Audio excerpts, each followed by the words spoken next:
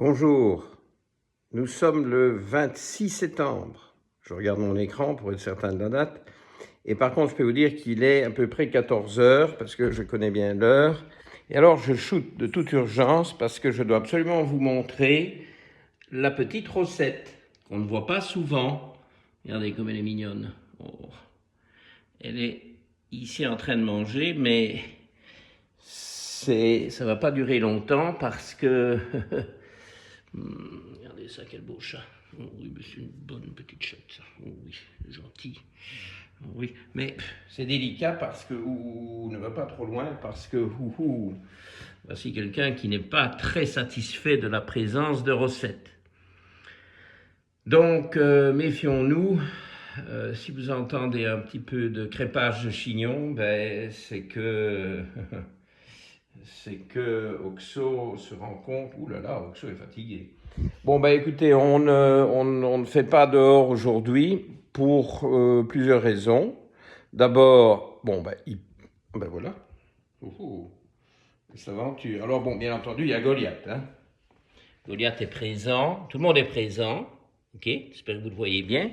Alors, on ne s'aventure pas dehors aujourd'hui parce que il pleut, première chose. Et puis alors, il y a ça. C'est quand même le championnat du monde de cyclisme, ici, chez nous en Belgique. Donc, bon, il n'est pas question de rater ça. Donc, vous voyez, même pendant que je shoot, c'est là en toile de fond. Mais évidemment, on est encore loin de l'arrivée. Donc, pas de stress. Et surtout, parce que vous pourriez me dire, oh, Docteur Mouton, hein, tout ça, notre vidéo, nous on aime bien dans la campagne, mais, des papiers partout, ok? Vous voyez tout ça? Goliath s'en fout complètement. Mais il y a de quoi faire et j'ai besoin de support, sinon je vais oublier des choses et je vais vous montrer aussi des choses. Bon. Alors, le thème du jour, maintenant que vous avez vu le zoo qu'il y a ici, j'ai l'impression que Rosette est allée se fourrer derrière le divan. Bon, on verra à la fin parce qu'il y a un trou derrière le divan, entre la couverture et l'arrière du divan. Elle aime encore bien de se planquer là. Et comme ça, elle est à l'abri du monstre ici qui est évidemment notre maître à tous, hein. L'alpha ici, c'est Oxo, parce que c'est le premier qui est nourri. Moi, je n'ai plus droit à mon café noir matinal, la première chose quand je me lève. Je dois... Hein, et la trappe. Je pense que Rosette est sortie finalement. Le café matinal, bye bye. C'est d'abord nourrir Oxo, parce qu'il ne me laisse pas d'autres opportunités. Bon. Assez avec les animaux, parce que ça ne plaît pas à tout le monde. Mais moi, ça me plaît, donc j'en remets un petit peu. Puis il y en a à qui ça plaît quand même aussi. Et il se manifeste, donc voilà. Mais il y a du pain sur la planche. Et voilà, on ne va pas être distrait par 36 événements imprévus quand on se promène dans la nature. On va se concentrer et on va prendre 24 minutes pour vous expliquer quelles sont les autres possibilités pour améliorer le sommeil sans produits chimiques. Alors, pourquoi sans produits chimiques? Écoutez, tous les somnifères chimiques, même les plus anodins en apparence, comme les antihistaminiques, les gens se disent « Oh, l'antihistaminique, bon, c'est jamais qu'un antihistaminique, moi ça me suffit pour dormir, et donc ça c'est bénin. » Eh bien non, il n'y a rien de bénin là-dedans. Tous les somnifères, quels qu'ils soient, chimiques je parle, peu ou prou, mais tous nuisent à la bonne évolution à long terme du système nerveux central. Donc, ils favorisent tous la neurodégénérescence, y compris, évidemment, ce qui fait quand même peur, la maladie d'Alzheimer. Donc, bon, il en faut parfois. Hein, moi, je les utilise maintenant quasiment jamais. Figurez-vous que si j'en utilise un, c'est chez des gens que je vois quand même fortement déprimés et qui ne dorment pas. Bon, c'est vrai qu'on ne peut pas laisser quelqu'un s'endormir. Il faut trouver quelque chose. Quitte à donner un somnifère, mais en général, je m'arrange pour ne pas en prescrire, ça fait très longtemps que je n'ai pas prescrit un véritable somnifère. Parfois, je donne de la trazodone, 50 mg, 100 mg, trazodone, qui est en fait un antidépresseur, mais qui a une bonne activité hypnotique. Et bon, là, je fais d'une pierre deux coups sur des cas lourds. Hein. Je donne ça rarement, mais voilà. J'ai encore, la semaine dernière, donné mon accord. C'est pas moi qui prescris, mais parfois on me demande, docteur Mouton, est-ce que vous pensez que c'est raisonnable? J'ai donné mon accord pour une prise de trazodone chez un patient, un nouveau patient qui visiblement est insomniaque. Si vous êtes très insomniaque, à un moment donné, bon, il faut quand même embrayer et faire dormir. Donc, il faut fuir le chimique. Ok, on est d'accord là-dessus. D'ailleurs, bon, si vous étiez des adeptes du chimique, vous ne seriez pas sur ma chaîne YouTube. Donc, je ne vais pas y passer des jours et des nuits. Et on a revu dans, je pourrais dire, les 2 capsules précédentes, pour ceux qui ne les auraient pas vues, les relations sommeil et hormones. On a parlé des hormones thyroïdiennes dans tous les sens, la T4, la T3, trop peu, hein. Allez écouter les capsules. Et puis on a parlé la semaine dernière, en plus du cortisol et bien entendu de la mélatonine. Bon, la mélatonine, c'est un sujet bateau, je ne vais pas passer beaucoup de temps là-dessus, tout le monde connaît. On pourrait éventuellement un tout petit peu raffiner quand même en parlant des dosages de mélatonine. Parce que la mélatonine, si vous en prenez trop, bon, moi je trouve que la dose physiologique de mélatonine, c'est un demi-milligramme peut-être par nuit. 500, qu'est-ce que j'ai dit moi 500 mg, un demi-gramme, j'ai dit un demi-milligramme, un demi-gramme, donc 500 mg. Et, ben non, je suis complètement à côté de mes pompes, hein, calmons-nous. Un demi-milligramme, oui, un demi-milligramme, 500 microgrammes, parce que les doses courantes qu'on trouve, c'est 1 milligramme, 2 milligrammes. Bon, il y a des comprimés ou des gélules de 5 milligrammes, 10 milligrammes, non, c'est bien milligrammes, hein, désolé. En fait, c'est supraphysiologique. Donc, c'est peut-être trop à long terme. En plus, la mélatonine, quand on a commencé à l'utiliser il y a une vingtaine d'années, au début, c'était la croix et la bannière, parce c'était quasiment clandestin, illégal, poison violent, ordonnance, bien entendu. Maintenant, il faut encore des ordonnances, ça dépend des pays, ça dépend peut-être des dosages. Mais au début, c'était cyclique. D'ailleurs, il y a des formules de mélatonine sur prescription. Le produit qui s'appelle, je pense, toujours Circadin. Je ne suis plus prescrit pour un certain temps. Maintenant, j'utilise en complément alimentaire à petite dose. Mais le Circadin, c'est des boîtes de 21 comprimés. Et donc, ça couvre 3 semaines, ce qui peut paraître bizarre. Eh bien, c'est une boîte par mois. Et alors, on fait un break d'1 semaine. Donc, les traitements de mélatonine, il devrait, à mon avis, quand même être cyclé à un moment donné, parce que sinon, on est confronté à un problème très gênant, c'est un début de désensibilisation du récepteur. Donc, le récepteur commence à avoir besoin d'une plus forte dose de mélatonine pour donner le même effet, et alors, effectivement, les gens sont parfois amenés à faire une escalade dans les dosages. Mais alors, plus on escalade, plus on a on peut dire désensibilisation, ou désensitisation, à mon avis, c'est de l'anglais traduit, on va dire désensibilisation du récepteur, et donc de l'anglais mal traduit, à vrai dire, désensibilisation du récepteur et finalement une perte d'efficacité. Donc, mélatonine, attention aux fortes doses, plus la dose est forte, plus vous risquez d'entrer dans ce problème de désensibilisation et peut-être aussi intérêt, même avec des doses plus faibles, à cycler.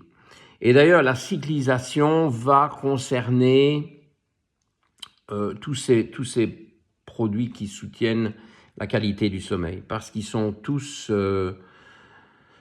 susceptibles de donner une certaine forme d'habituation. Pas d'addiction, hein. Bon, on n'est pas dans l'addiction ici, mais une habituation parce que visiblement voilà, les neurones s'habituent un peu à tout, c'est pas étonnant. C'est le cas aussi avec les somnifères chimiques, tout à fait. Et donc, avec les molécules naturelles qui sont sans risque, tout ce que je vais vous présenter aujourd'hui, effets secondaires, risques, accoutumance, véritable danger, niet, niet. Au pire, ce sera peut-être pas assez puissant, mais de là à vous faire du mal, je pense que c'est pas possible. Même prendre des doses colossales, bon, il y a rien qui va se passer, il y aura pas de... Bon, il ne faut pas rire de ces choses-là, ça existe avec les somnifères chimiques, mais avec les somnifères naturels, si on peut appeler ça des somnifères, les aides au sommeil naturel, il n'y aura pas de tentative de suicide, ça c'est certain. Et donc, retenez bien, il faut peut-être réaliser des cycles ou associer différentes molécules. Moi, j'associe des molécules pour moi-même. Je fais des mélanges, et puis je change mon mélange, puis j'augmente, je diminue, je chipote. Et donc, j'assure un bon sommeil, malgré, bon, quand même, une vie assez... un travail, une activité professionnelle assez envahissante. Et puis parfois des tracas, comme tout le monde en a. Si mon chien ne va pas bien, hein, ça ne va pas être fait pour que je dorme. Mais associé et cyclé, varié. Bon, donc venons-en à la liste, parce qu'il y a une liste ici qui va arriver. Je pourrais peut-être déjà en finir avec les plantes. Si je commençais par les plantes. Alors bon, là j'ai un produit, bon, je ne fais pas de propagande pour des produits, hein. Mais bon, j'ai devant moi, mais sans vous le montrer trop bien, enfin, je peux vous montrer quand même l'étiquette si vous voulez, hein, voilà. Parce que je vais me servir de l'étiquette pour ne rien oublier, voilà. Comme ça, je vous lis ce que je prends moi. Au niveau des plantes, bien entendu, il y a de la valériane, une grande réputation pour le sommeil, c'est efficace, et parfois ça suffit hein, pour des personnes qui ont un trouble léger, c'est suffisant. Donc, des extraits de valériane, Valeriana officinale est le nom latin. La mélisse, alors moi j'ai de la mélisse dans le jardin. Je ne vais pas aller vous la montrer parce que sinon, bon, vous allez encore me dire que je diverge. Mais elle est là, elle n'est pas loin. De temps en temps, je me fais une tisane de mélisse en soirée. Je me dis, j'ai besoin d'un peu calmer le bazar. Notamment quand je reçois des emails vengeurs de chrononutritionnistes extrémistes. Bon, enfin, je rigole un peu ici. Hein, ouais. Bon, vous connaissez, ouais. Ou la pomme à 16 heures. Ah, Docteur Mouton, hein, rien de tel. Bon, bref, j'avance. Donc, Melissa officinalis, vous voyez, c'est marrant parce que c'est des plantes qui ont l'adjectif, l'espèce est caractérisée comme officinale. Ben, voilà, hein, ça en dit long. Alors, le houblon, hein, Humus lupulus, si je me souviens bien, le houblon contient des substances qui aident au sommeil. Passiflore, bien entendu. Passiflora incarnata, connu aussi.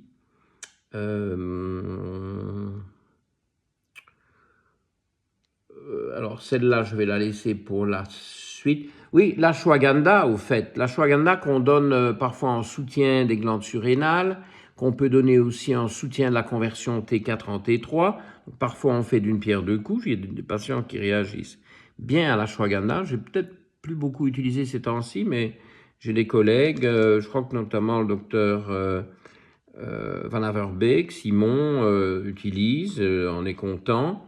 Donc, ashwagandha, qui s'appelle en latin Witania somnifera. Bon, alors là, l'espèce somnifera, ça vous en dit long.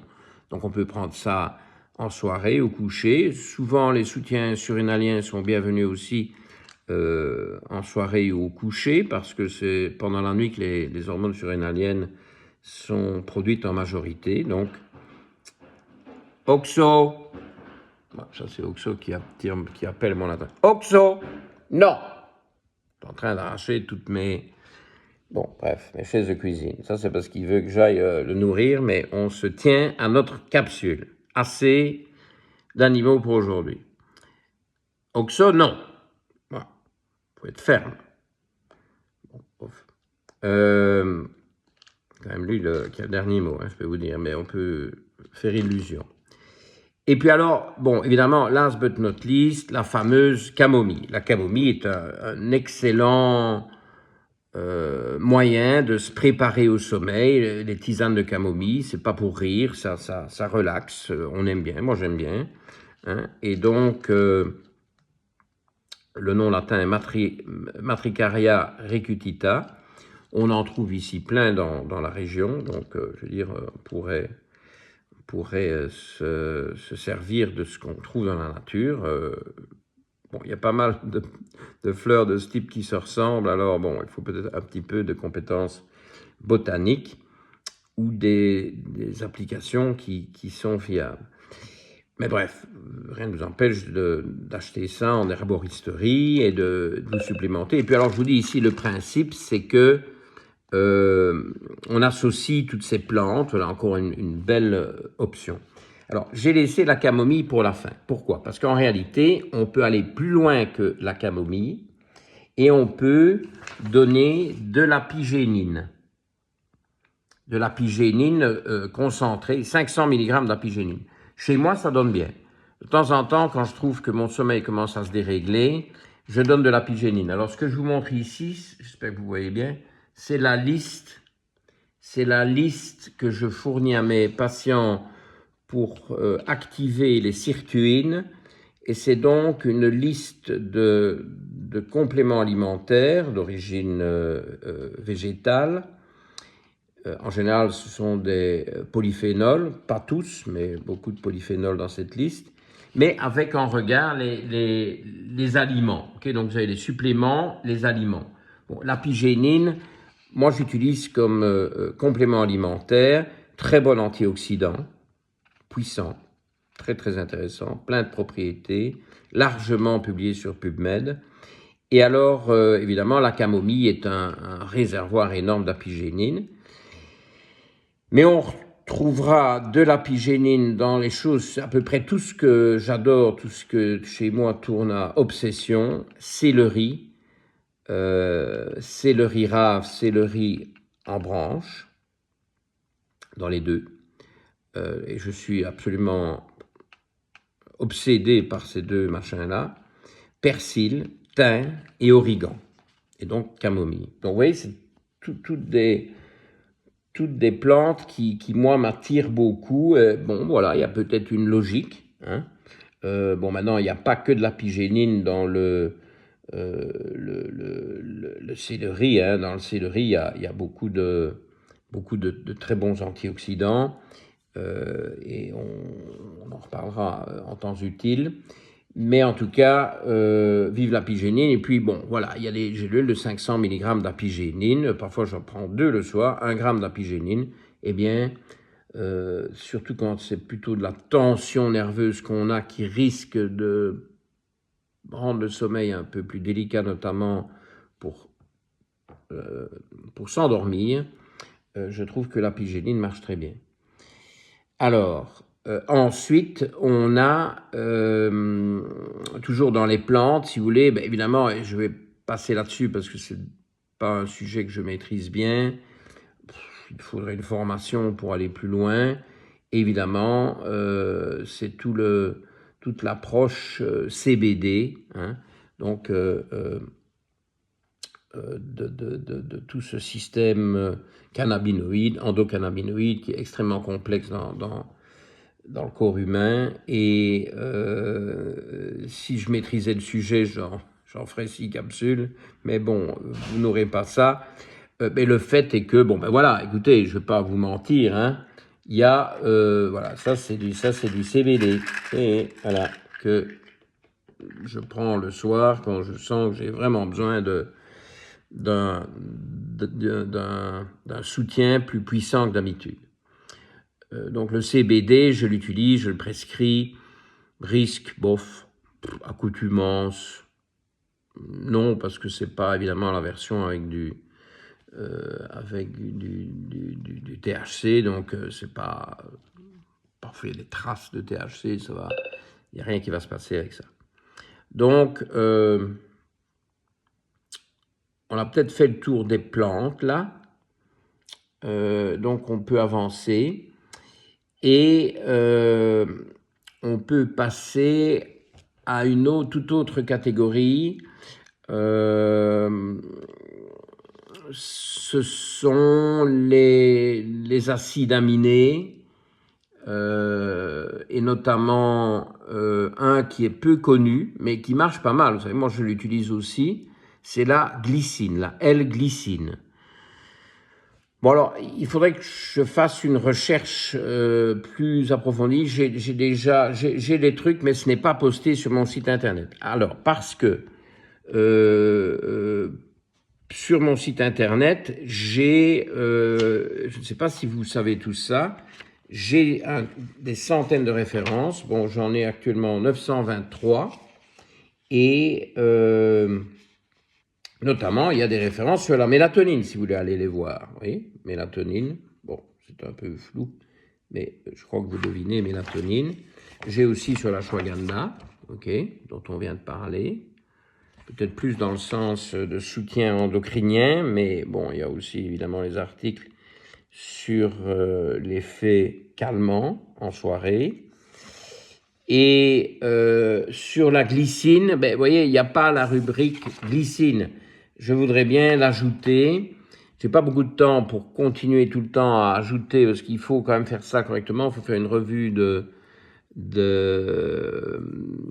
des articles disponibles, et ça doit être mis à jour régulièrement.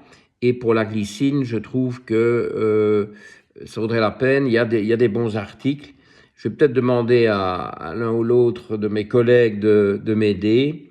J'ai peut-être le docteur Reinertz, qui est un de mes nouveaux collègues, et je sais qu'il regarde les capsules. Alors voilà, s'il m'entend, Geoffrey, docteur Reinertz, c'est peut-être intéressant d'aller faire le travail de rechercher les références sur la glycine, et on les ajoutera à ma liste. Donc ça, c'est Reference Spreadsheet.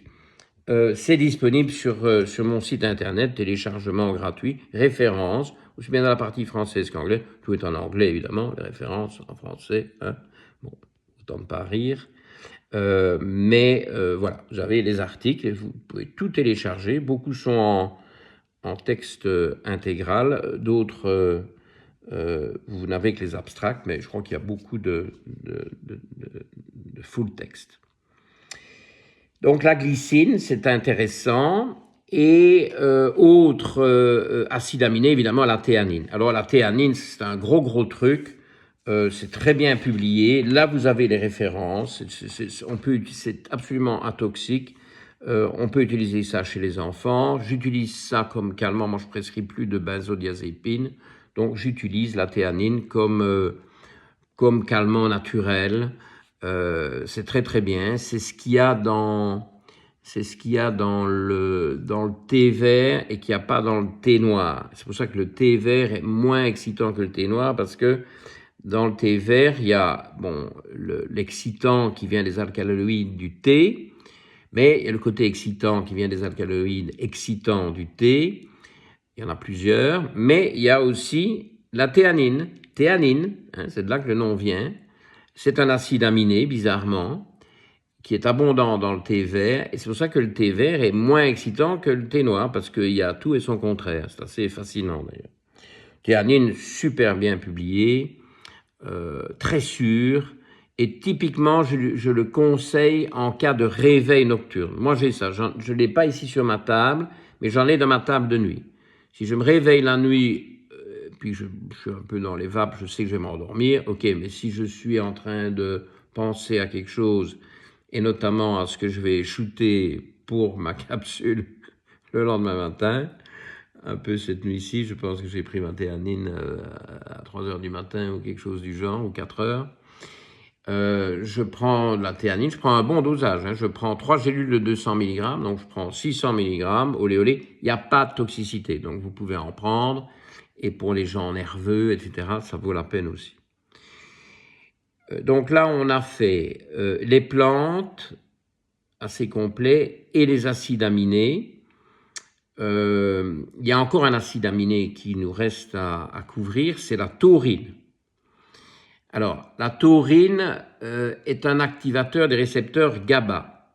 Bon, vous voyez bien qu'on a besoin d'une capsule de plus pour ce qui tourne autour des récepteurs GABA, qui sont les grands récepteurs calmants, parce que le GABA est le neurotransmetteur calmant par excellence. Il n'y en a pas d'autres dans les grandes lignes. Tous les autres sont plus ou moins excitatoires. Le seul qui est dans l'autre camp plutôt calmant, c'est le GABA. Alors, tous les activateurs du récepteur GABA sont intéressants. Le GABA aussi.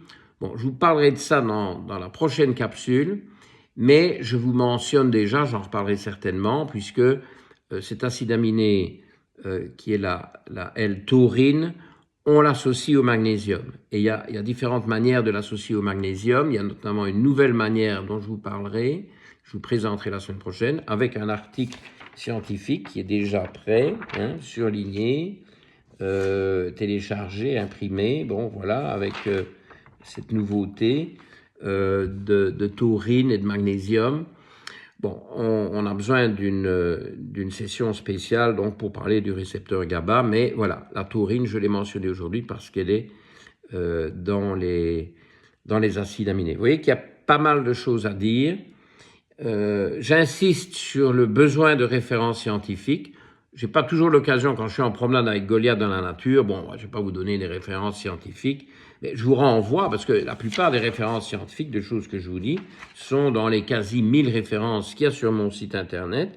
Allez les voir, vous pouvez les télécharger, tout est gratuit. On est là pour faire de la vraie science, pas des, ouvrez les guillemets, explications physiologiques bidons, fermez les guillemets. Je crois que les guillemets, il faut les fermer avant bidon, mais moi j'aime bien ajouter le bidon, parce que ça c'est de la fantasmagorie. Je fais pas ça, je fais de la médecine basée sur les preuves, mais évidemment agrémentée de mon expérience personnelle. Et je suis mon premier guinea pig en anglais, mon premier cochon d'Inde, parce que j'essaye sur moi des choses pour me faire du bien, mais aussi parce que voilà, comme ça je peux partager mon expérience personnelle avec mes patients, plus évidemment tout le feedback des patients en question. Il faut absolument qu'on termine dans les temps. Je pense qu'il y a un épisode du Van sur la route juste après nous. Donc voilà, Goliath et moi, on vous dit au revoir et on vous dit à la semaine prochaine pour la capsule suivante sur la suite et fin des moyens naturels pour améliorer le sommeil. Au revoir.